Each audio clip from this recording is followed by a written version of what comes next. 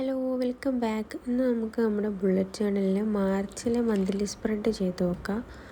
കഴിഞ്ഞ പ്രാവശ്യം ജനുവരിത്തെ ചെയ്ത് കഴിഞ്ഞതിന് ശേഷം പിന്നെ ഫെബ്രുവരിത്തേത് എനിക്ക് റെക്കോർഡ് ചെയ്തിട്ട് ഇതിൽ അപ്ലോഡ് ചെയ്യാൻ പറ്റിയിട്ടില്ല. ഫെബ്രുവരിത്തെ ഞാൻ ചെയ്തിട്ടുണ്ട് കേട്ടോ, പക്ഷേ റെക്കോർഡ് ചെയ്യാനുള്ള ടൈം എനിക്ക് കിട്ടിയിട്ടില്ലായിരുന്നു.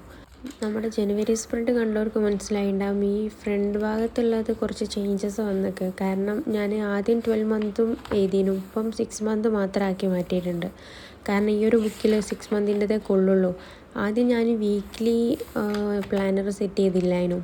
അപ്പോൾ ഈ എല്ലാ മന്തിനും വീക്ക്ലി പ്ലാനർ കൂടി സെറ്റ് ചെയ്ത് നോക്കുമ്പോൾ പേജസ് തരില്ല. അങ്ങനെ പിന്നെ 6 മന്ത് മാത്രമാക്കാൻ വിചാരിച്ചു. അടുത്ത 6 മന്തിലേക്ക് പുതിയ ബുക്ക് സെറ്റ് ചെയ്താൽ മതിയല്ലോ. ഇനി നമുക്ക് ഈ ഒരു പേജിൽ മാർച്ച് മാസത്തിൻ്റെ സെറ്റ് ചെയ്യാം. ഇതൊരു ഗ്രീൻ തീമിൽ ചെയ്യാമെന്ന് കേട്ടോ ഞാൻ വിചാരിക്കുന്നത്. കുറച്ച് വള്ളികളും പുള്ളികളും ഒക്കെ വരച്ച് സെറ്റ് ചെയ്തിട്ട് ചെയ്യാമെന്നാണ്.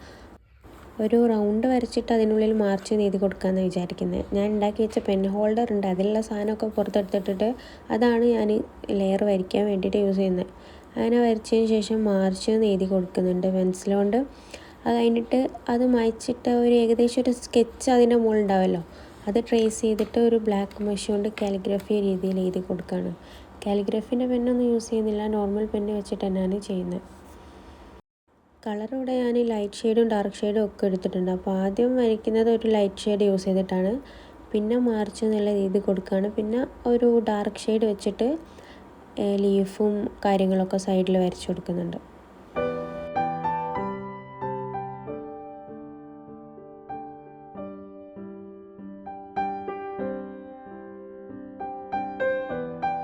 അതുപോലെ തന്നെ താഴെയും കുറച്ച് ലീഫുകൾ വരച്ചു കൊടുക്കുന്നുണ്ട്. രണ്ടും ഡിഫറെൻറ്റ് കളേഴ്സിലായിട്ടാണ് വരയ്ക്കുന്നത്. സെയിം കളർ തന്നെ കൊടുക്കുമ്പോൾ അതൊരു ബോറായിരിക്കില്ല, അതുകൊണ്ട് ഡിഫറെൻറ്റ് കളർ യൂസ് ചെയ്താൽ. അങ്ങനെ ഈ ഭാഗം ഞാൻ വിചാരിച്ച പോലെ പെർഫെക്റ്റായിട്ട് കിട്ടിയിട്ടുണ്ട്. ഇനി നെക്സ്റ്റ് പേജിൽ നമ്മളിതിന് മുന്നേ ചെയ്ത പോലെ തന്നെ ഒരു സൈഡിൽ കലണ്ടർ, പിന്നെ മറ്റേ സൈഡിൽ നോട്ട്സ്, ഓർഡേഴ്സ്, അങ്ങനത്തെ കാര്യങ്ങളൊക്കെ ഒന്ന് സെറ്റ് ചെയ്ത് കൊടുക്കുകയാണ്.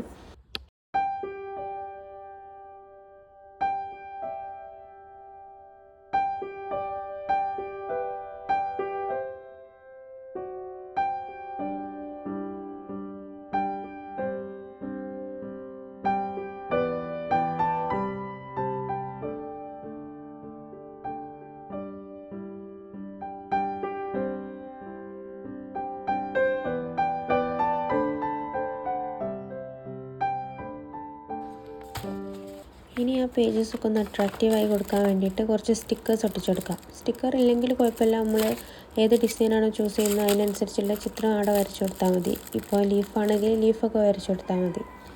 ഇവിടെ പിന്നെ ഞാനധികം ചിത്രമൊന്നും വരച്ചു കൊടുക്കാത്തതുകൊണ്ട് ഒന്ന് സ്റ്റിക്കർ ഒട്ടിച്ചെടുക്കാമെന്ന് വിചാരിച്ചു. കുറച്ചൊരു ലുക്ക് കിട്ടിക്കോട്ടെ എന്ന് വിചാരിച്ചിട്ട് അങ്ങനെ എല്ലാം പുറത്തെടുത്തിട്ട് നോക്കിയിട്ട് അതിൽ മാച്ചാകുന്ന സ്റ്റിക്കർ ഒട്ടിച്ചു കൊടുക്കുകയാണ്. അങ്ങനെ മാർച്ച് എന്നുള്ളതിൻ്റെ അടുത്താണ് ആ ഒരു സ്റ്റിക്കർ ആദ്യം ഒട്ടിച്ചു കൊടുക്കുന്നത്. ഈ ഒരു മെത്തേഡിലാണ് നമ്മളെല്ലാ സ്പ്രെഡും ചെയ്യൽ. പിന്നെ ഓരോ പാർട്ടാക്കി വെച്ചിട്ടുള്ള ഈ കേസ്, ഇവൻറ്റ്സ്, ഓർഡേഴ്സ് എന്ന് പറഞ്ഞിട്ടുള്ള എല്ലാത്തിൻ്റെ മുകളിലും സ്റ്റിക്കർ ഒട്ടിച്ചു കൊടുക്കുകയാണ്. കാരണം അവിടെയൊക്കെ ഒരു ബ്ലാങ്ക് ആയിട്ട് കിടക്കുകയാണല്ലോ. അധികം ഈ ലീഫിൻ്റെ സ്റ്റിക്കർ തന്നെയാണ് ഒട്ടിച്ചു കൊടുക്കുന്നത്. പിന്നെ ആ നോട്ട്സ് എഴുതിയ സ്ഥലത്ത് ഈ ഒരു ട്രാൻസ്പാരൻ്റ് ആയിട്ടുള്ള ബോക്സ് ടൈപ്പുള്ള സ്റ്റിക്കറാണ് ഒട്ടിച്ചു കൊടുക്കുന്നത്. ഇത് നമ്മൾ അതിൻ്റെ മുകളിൽ ഒട്ടിച്ചാൽ നോട്ട്സ് എഴുതി നമുക്ക് നല്ലപോലെ കാണാൻ പറ്റും.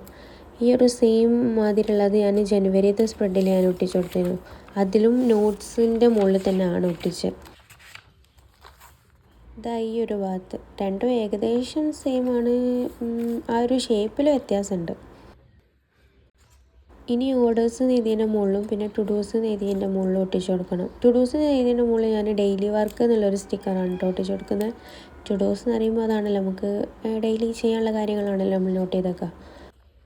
പിന്നെ അതൊരു ബ്ലാങ്കായി കിടക്കുന്ന ഒരു ഫീൽ തോന്നിയുകൊണ്ട് അവിടെ പിന്നെ ഞാൻ കുറച്ച് സ്റ്റിക്കേഴ്സിലൊക്കെ ഒന്ന് തപ്പിയിട്ട് ഒരു ഏറോ മാർക്ക് എന്നുള്ള ഒരു സ്റ്റിക്കർ കൂടി ഒട്ടിച്ചു കൊടുക്കുന്നുണ്ട്.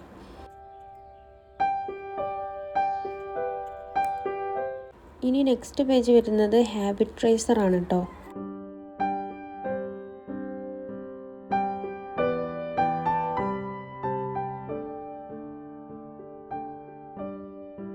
ഈ ഒരു സ്പ്രെഡ് എന്ന് പറയുന്നത് നമുക്ക് അത്രയും ഹെൽപ്ഫുൾ ആയിട്ടുള്ളൊരു സ്പ്രെഡാണ് കേട്ടോ.